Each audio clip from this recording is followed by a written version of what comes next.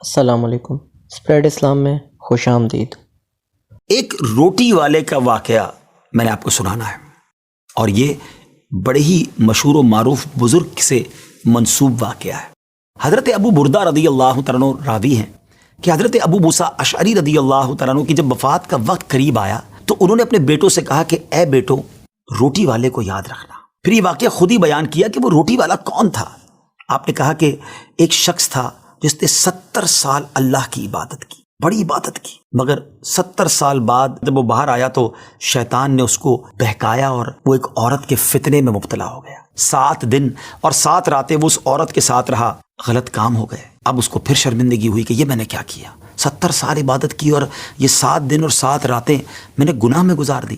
بڑا شرمندہ، بڑا نادم، قدم قدم پر سجدے کرتا جاتا، توبہ کرتا جاتا۔ اب چلتے چلتے چلتے ایک مسافر خانے میں پہنچا تو وہاں 12 مسکین لوگ پڑے ہوئے تھے، لیٹے ہوئے تھے۔ اس نے بھی جگہ بنائی اور ان کے درمیان جا کر خود بھی گر کر سو گئے۔ اب رات میں ایک شخص آیا جو ان کو کھانا دیا کرتا تھا، روٹی دیا کرتا تھا۔ ایک ایک کر کے 12 روٹیاں لے کر آیا تھا، اس کو پتا تھا یہاں 12 مسکین رہتے ہیں۔ ایک ایک کر کے سب کو روٹی دینے لگا۔ وہ شخص جو یہاں آ کر اچانک بیچ میں آ کر لیٹا تھا، اس کو بھی وہ مسکین سمجھا اور اس کو بھی روٹی دے دی۔ لیکن ظاہر ہے کہ اگر ترتیب سے روٹی دیتے دیتے آگے آئے تو آخری نمبر والے کو روٹی نہ ملی، کیونکہ یہ تو 13 ہو چکے تھے۔ تو بانٹنے والے سے اس مسکین نے کہا کہ تم نے آج مجھے روٹی کیوں نہیں دی؟ اس نے کہا میں نے تو سب کو ایک ایک روٹی دی، کسی کو 2 نہیں دی۔ کہا تم مجھے روٹی نہیں دے رہے ہو۔ بہرحال وہ ناراض ہو گیا کہ ٹھیک ہے، پھر تم اگر یہ سمجھتے ہو کہ میں بددیانتی کر رہا ہوں تو میں تمہیں کچھ بھی نہیں دوں گا۔ یہ کہہ کر وہ شخص تو چلا گیا، مگر وہ مسکین بیچارہ بھوکا رہ گیا۔ اب وہ شخص جس نے ابھی توبہ کی تھی، پہلے 70 سال کی عبادت بھی کی ہوئی تھی، اس کو خیال آیا کہ میری وجہ سے اس مسکین کو روٹی نہیں ملی ہے۔ بھوک اسے بھی بڑی تھی، مگر اس نے وہ روٹی اسے دے دی۔ شدید بھوک لگی ہوئی تھی، رات بھر بھوک میں تڑپتا رہا، اور اسی بھوک کے عالم میں صبح اس کا انتقال ہو گیا۔ حضرت ابو موسیٰ اشعری رضی اللہ تعالیٰ عنہ فرماتے ہیں کہ جب یہ شخص اللہ کی بارگاہ میں پہنچا نا تو ایک پلڑے میں اس کی 70 سال کی عبادت رکھی گئی، اور ایک پلڑے میں وہ 7 دن اور 7 رات کے گناہ رکھے گئے۔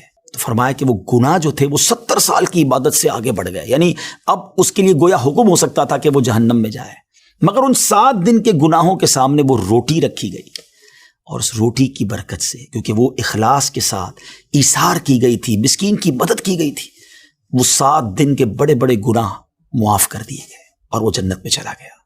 پھر آپ نے اپنے بچوں سے کہا بیٹا روٹی والے کو یاد رکھنا۔ ناظرین، یہ واقعہ واقعی دلوں کے تار چھیڑ دیتا ہے۔ 2 باتیں سیکھنی ہیں کہ بعض اوقات کچھ لوگ کہتے ہیں یار میں نہیں بہک سکتا، میں تو بڑے اچھے ماحول میں ہوں۔ نہیں جناب، شیطان نے بڑوں بڑوں کو بہکا دیا ہے۔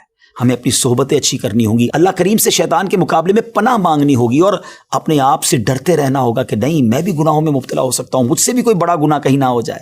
توبہ کرتے رہیں، ڈرتے رہیں، خوف رکھیں اور اچھی صحبت اپنائیں۔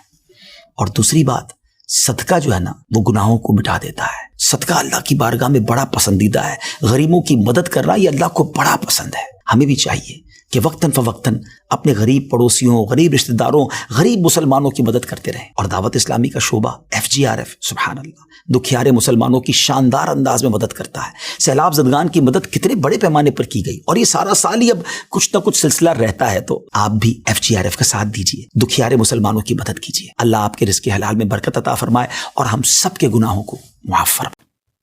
Turn to Allah Pak before you return to Allah Pak. For more videos, subscribe to Spread Islam.